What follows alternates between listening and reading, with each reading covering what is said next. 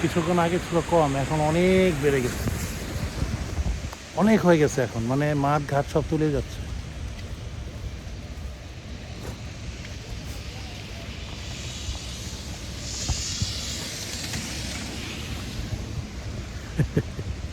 অসহায়ের মতো দাঁড়িয়ে আছি, একটা গাছ আছে, ভাবলাম যে গাছের নিচে বুঝি কম না।